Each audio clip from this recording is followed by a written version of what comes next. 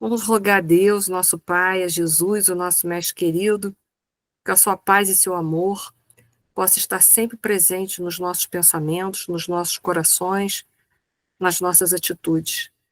Agradecemos por tudo que nós temos, pela nossa família, pela nossa casa, pela cidade que moramos, pela encarnação, que é uma grande oportunidade para todos nós, e que nesse momento que nos encontramos envolvidos nessa prece, nessa união de pensamentos e sentimentos, possamos vibrar paz e amor por todo o planeta Terra, principalmente nos países que se encontram em guerras.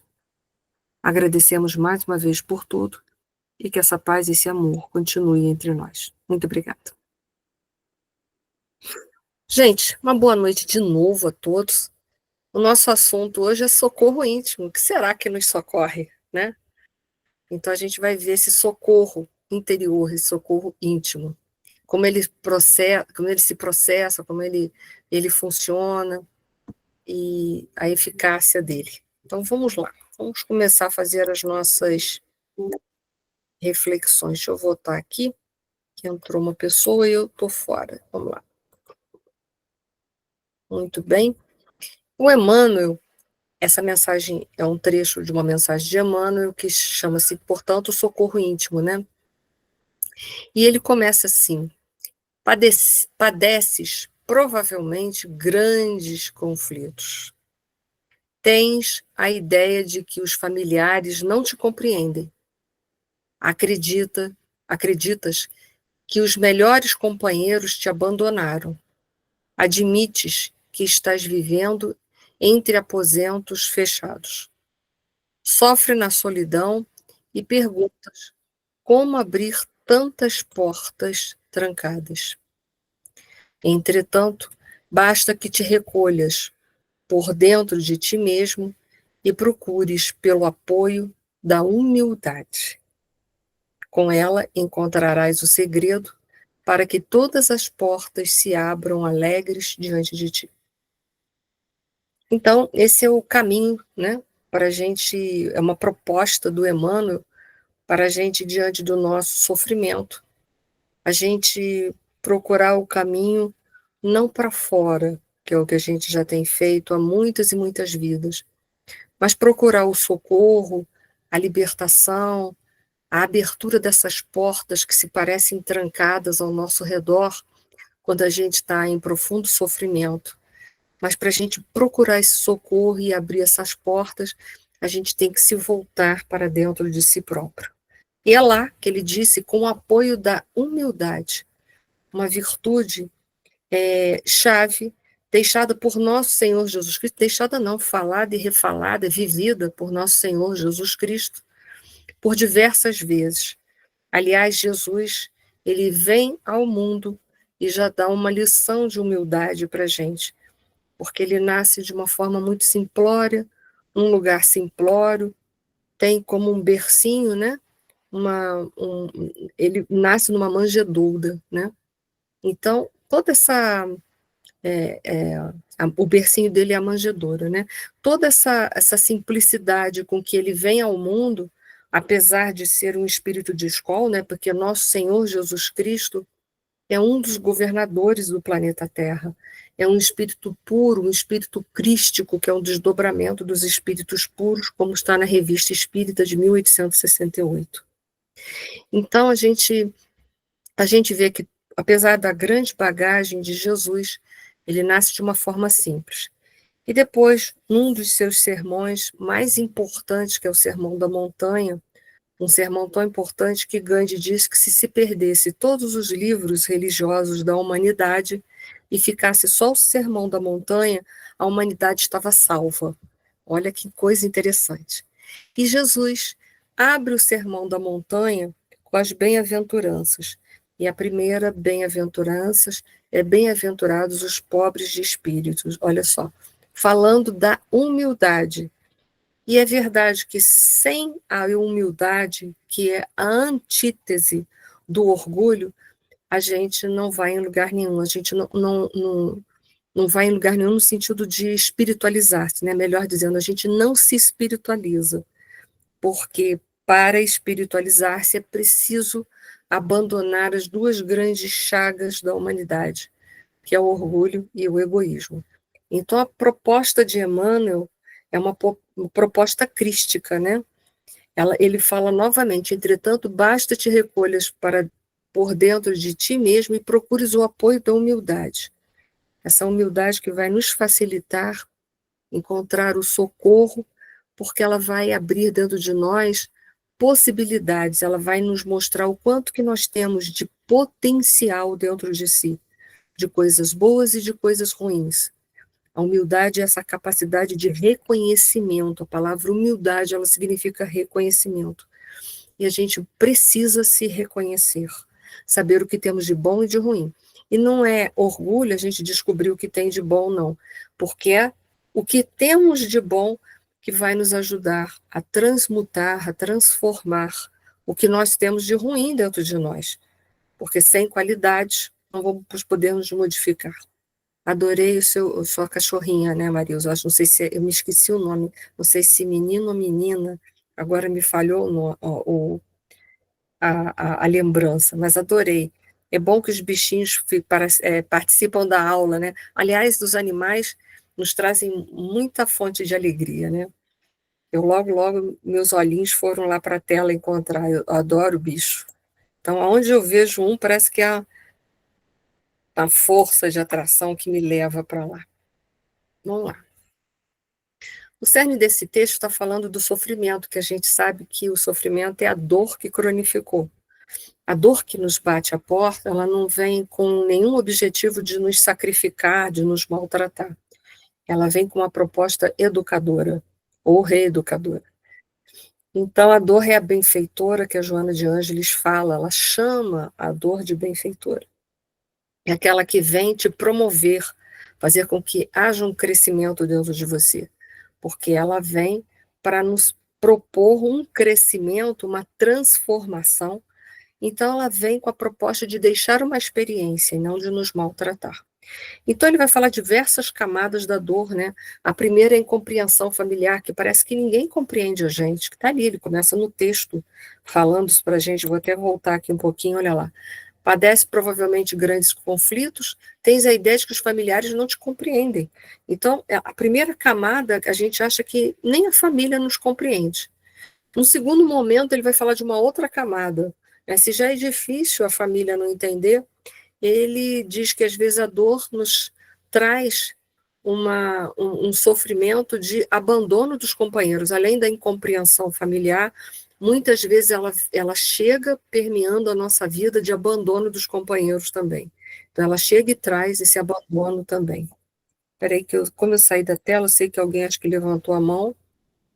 Este é o Leonardo, o menor é a Lola.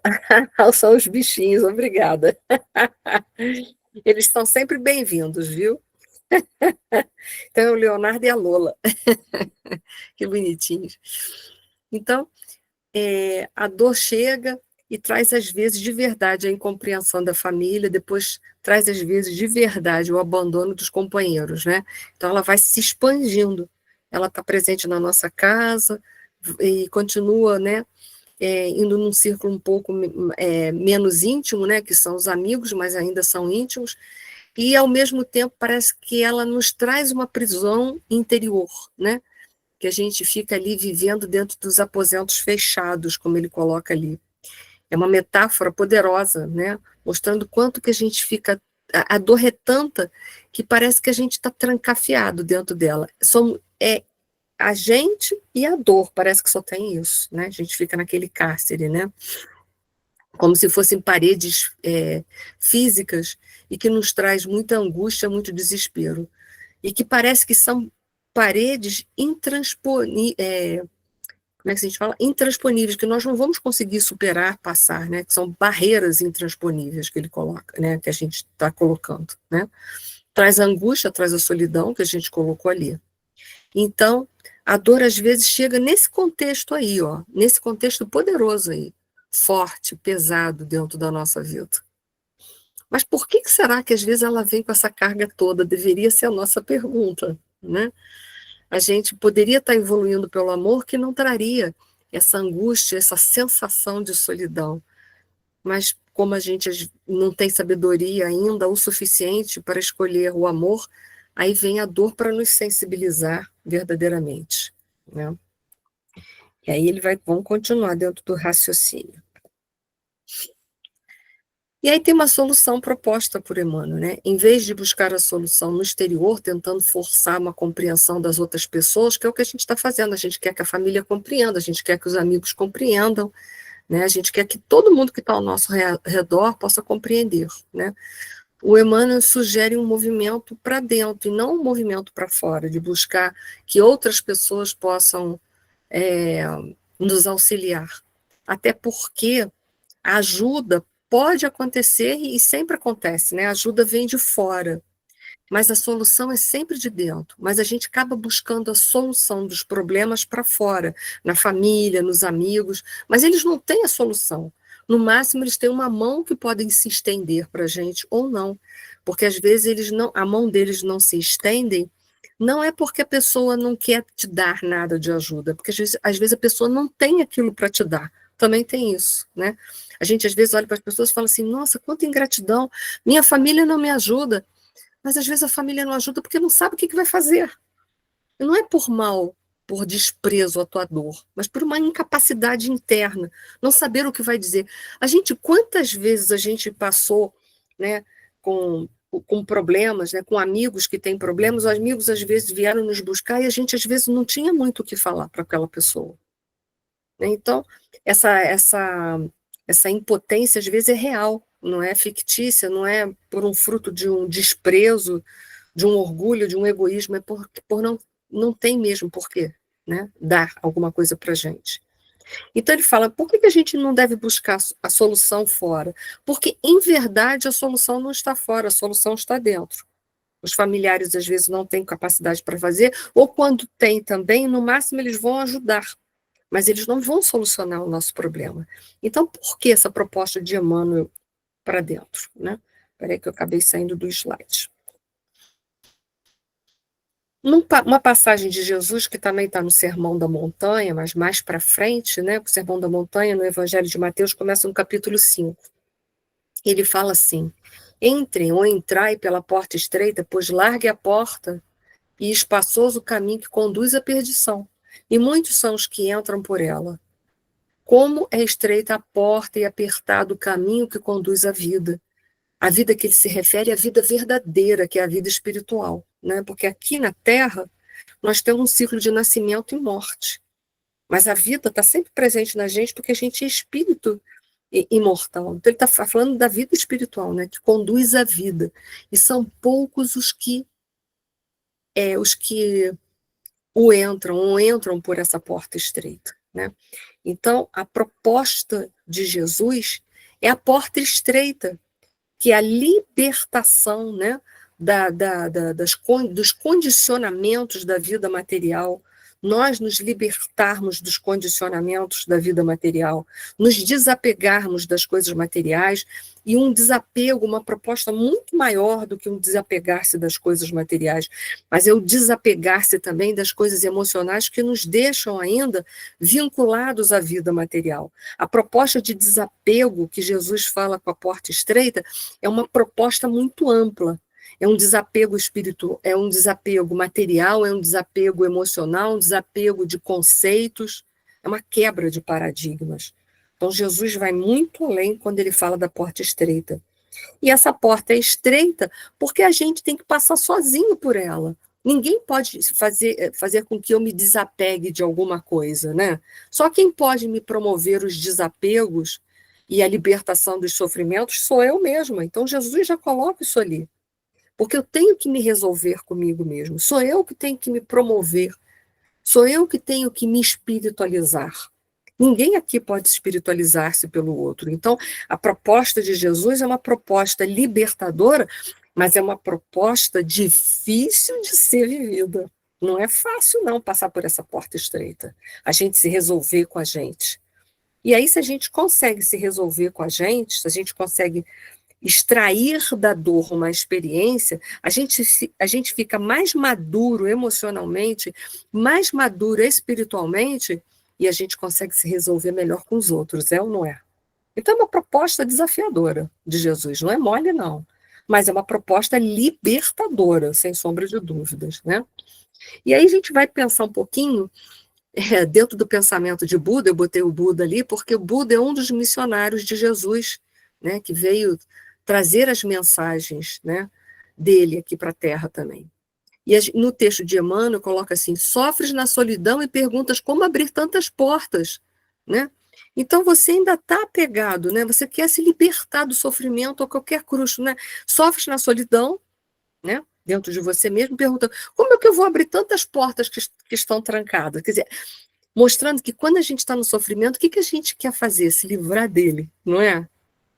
Mas vai se livrar e vai encontrar ele ali de novo. Por quê? Ele veio te visitar para te sensibilizar, para te tirar as escamas que estão sobre os teus olhos, os véus que estão sobre os teus olhos e que te mantêm escravos do orgulho e do egoísmo.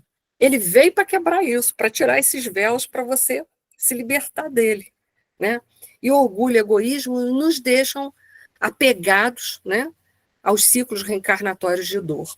E Buda dizia que a gente sofre porque a gente tem apegos e tem desejos. E é verdade. A vida material gera na gente um monte de desejos, um monte de coisas que são assim, que são passageiras. A gente passa a ter aquelas coisas e no minuto depois a gente está insatisfeito de novo. Porque quando a gente coloca nas coisas materiais toda a nossa felicidade, essa felicidade é vulnerável.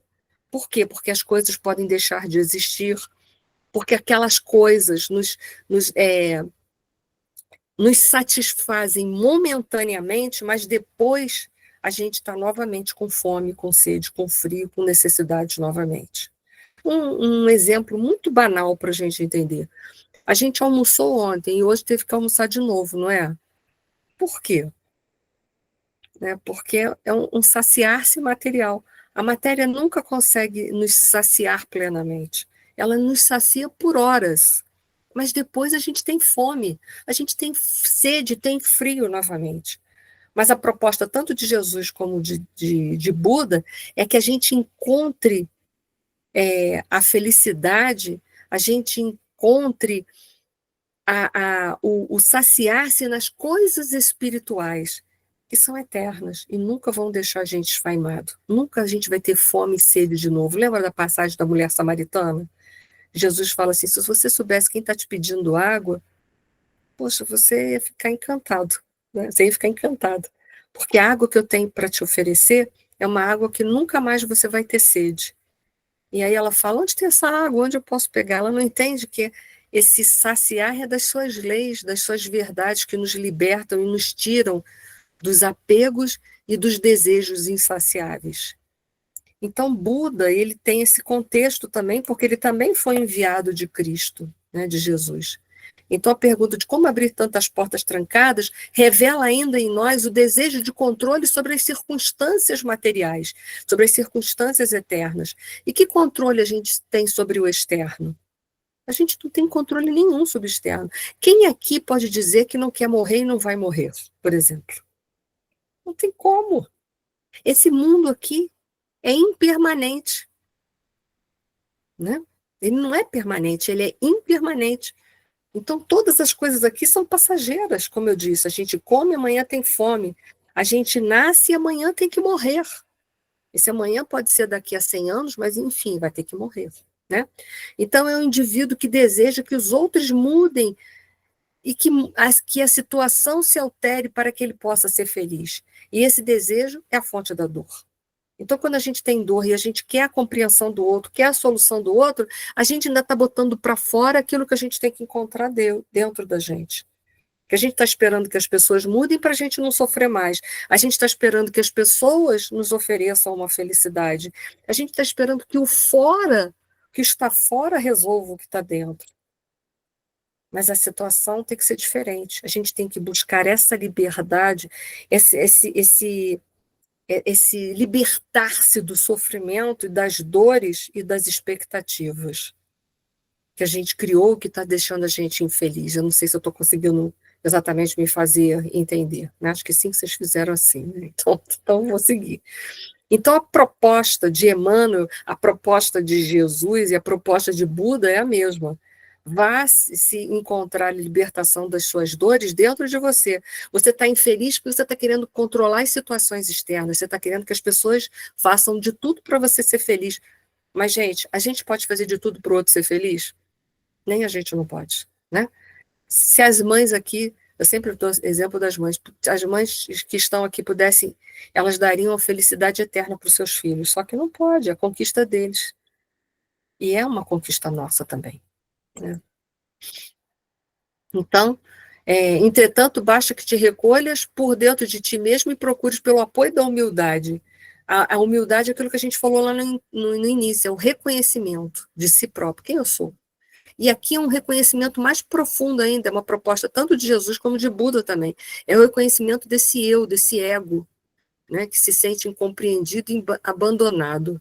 A gente tem hora na vida que a gente se sente incompreendido e abandonado, mas a gente está incompreendido e abandonado jamais. Sabe por quê? Porque Deus está com a gente, não está? E 24 horas. Quem está com Deus está com companhia permanente. Então, na verdade, aquela sensação de abandono que a gente sente porque a gente está afastado de Deus. Porque se a gente estivesse se sentindo perto, a presença de Deus dentro de nós nos sentiríamos incompreendidos e abandonados, ainda que o mundo inteiro nos incompreendesse e nos abandonasse. Nós estaríamos com Deus, que é a maioria. E a gente não estaria nem sentindo incompreensão e nem abandono. Então, é aquele ego que fica tentando se manter ali presente dentro de nós, alimentando o orgulho, o apego e, por conseguinte, mantendo os ciclos de dores na nossa vida. Porque a dor vem para nos libertar justamente do orgulho e do egoísmo. Então, olha que coisa, né? A gente faz um círculo, né? Um círculo vicioso e vive dentro disso. Enquanto que a gente precisa se libertar dessa nossa consciência egóica. Então vamos lá, se a gente avança aqui mais um pouquinho. E Sócrates também tinha uma proposta vanguardista também. Sócrates é 500 anos antes de Jesus, e Sócrates lê, né, no templo de Apolo, em Delfos, na Grécia, uma frase que ele utiliza, conhece-te a ti mesmo e conhecerás o universo e os deuses. Aliás, a frase toda é essa, a gente geralmente para no conhece-te a ti mesmo, né? Mas a frase completa é conhece-te a ti mesmo e conhecerás o universo e os deuses. Por quê? Porque onde é que está escrito a lei de Deus? Não é dentro da gente? Então, se é dentro de nós, se eu me conhecer, eu automaticamente encontrarei as leis de Deus e me libertarei, né? E me libertarei de todos, eu conhecerei o universo, conhecerei Deus e me libertarei de tudo, desse mundo material que me traz essa angústia, que me traz essa dor, porque aqui é o mundo da impermanência. Por mais que a gente tente encontrar felicidade aqui, a felicidade aqui é efêmera. Então a gente precisa se libertar desse mundo material. E é um processo muito difícil ainda para a gente, essa compreensão e essa vivência. E foi a proposta também de Kardec, né, que é a terceira revelação, quando Kardec pergunta qual o meio prático. É prático, tem que ser prático e tem que ser eficaz. O Kardec era um homem prático, eu entendo ele, eu também sou uma pessoa prática. Qual o meio prático mais eficaz que tem um homem de se melhorar nesta vida e de resistir à atração do mal? Porque não é o mal não é uma ilusão, não é ele que nos cria a dor, não é ele que nos promove o sofrimento, e não é ele que nos deixa presos aos ciclos reencarnatórios de dor? Né, os ciclos aqui, na vida material, né, de reencarnação na vida material, que a reencarnação é nos planos materiais. Então eles dizem, um sábio da antiguidade vos disse, que a gente viu a frase completa, mas ele pega só um pedaço dela, conhece-te a ti mesmo. Então, e é essa a proposta central, é o objetivo central da doutrina dos espíritos, é a gente se conhecer, se libertar dos vícios que são gerados pelo orgulho, pelo egoísmo, para que a gente possa se libertar da dor. Então vamos lá. Vamos seguir que o nosso tempo está galopante. Então vamos lá. vou parar aqui, vou entrar na história, porque hoje eu tinha esquecido de preparar para vocês a história. Vocês acreditam? Hoje, quando eu abri o slide, eu olhei e falei assim, gente, eu não botei história. Eu falei, o pessoal vai ficar decepcionado. Mas eu tenho história, que eu esqueci na hora que eu fui fazendo os slides, aquilo veio na minha cabeça e foi.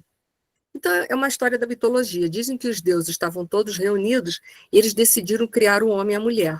E eles queriam fazer o homem e a mulher a sua imagem e semelhança. Mas, se eles fizessem exatamente um homem igual a eles, esses homens também seriam deuses. Então, eles tinham que fazer alguma coisa que diferenciasse os homens dos deuses. E aí, então, eles chegaram à conclusão que eles tinham que fazer pensar em alguma coisa que tornasse os homens diferente dos deuses. E aí, então, eles decidiram, então, pensaram, chegar à conclusão que para esses homens não serem exatamente iguais a eles deveriam tirar desses homens a felicidade. E aí o problema estava resolvido, porque o homem não sendo feliz, né, seriam diferentes dos deuses. Mas o problema era tirar a felicidade e colocar ela onde? Para que o homem nunca encontrasse, porque se o homem encontrasse a felicidade, seria igual aos deuses, né? Então, um dos deuses levantou e falou assim, já sei, vamos fazer o seguinte, vamos colocar a felicidade numa montanha muito alta. Aí o outro deus viu e falou assim, não adianta nada, porque um dia o homem vai criar forças, vai criar equipamentos e vai escalar as montanhas e vai chegar lá. Então a gente não pode colocar lá. Não tem problema. O outro deus levantou e falou assim, vamos colocar nas profundezas dos oceanos. Aí o outro Deus falou assim, não vai adiantar nada, porque com a inteligência ele vai criar máquinas que vão levar ele ao fundo dos oceanos. Então, não podemos colocar a felicidade lá também não. Então vamos fazer o seguinte, vamos colocar a felicidade num planeta distante. E o outro Deus levantou e falou assim, olha, não vai adiantar também não, porque a inteligência dele vai se desenvolver tanto e tanto e tanto, que ele vai criar máquinas também que vai conseguir viajar para um outro planeta. Então, não vai dar também não. Aí levantou um outro Deus e falou assim, eu já sei aonde é que a gente vai poder botar a felicidade que esse homem não vai encontrar jamais. Aí os outros deuses ficaram, né, curiosos, né? Então, aonde é? Olha, vamos colocar a felicidade dentro dele, porque ele vai estar sempre distraído procurando as coisas para fora, que ele não vai encontrar. E eles acharam ótimos, e assim eles fizeram. Criaram um homem, esconderam a felicidade dentro dele para que ele fosse difícil de descobri-la. E assim os homens, né? Assim passamos nós pela nossa vida, buscando a felicidade para fora, nas conquistas externas, e aí com isso sofrendo, sofrendo, sofrendo, enquanto que a felicidade está onde? Dentro de nós em potencial para nós todos sermos felizes, né? Então, para sair da dor, a gente vai ter que olhar para dentro de nós, porque como diz também Jung, a ajuda vem de fora, mas a solução vem de dentro, né? Então, que a gente possa se conhecer bastante, utilizando-se o nosso modelo e guia, que é nosso Senhor Jesus Cristo, colocando todos esses ensinamentos dentro de nós, vivendo, e aí a gente vai se libertar de todos os nossos sofrimentos. Por isso que a mensagem de hoje é socorro íntimo. Quando a gente estiver com muita dor, vamos fazer oração e voltar para dentro de si, que a resposta, a solução está lá dentro, não está fora. Essa era a mensagem que eu queria deixar para vocês. Desejo a todos muita paz, muita luz, uma semana maravilhosa. E está aberto para vocês agora falarem o que vocês quiserem.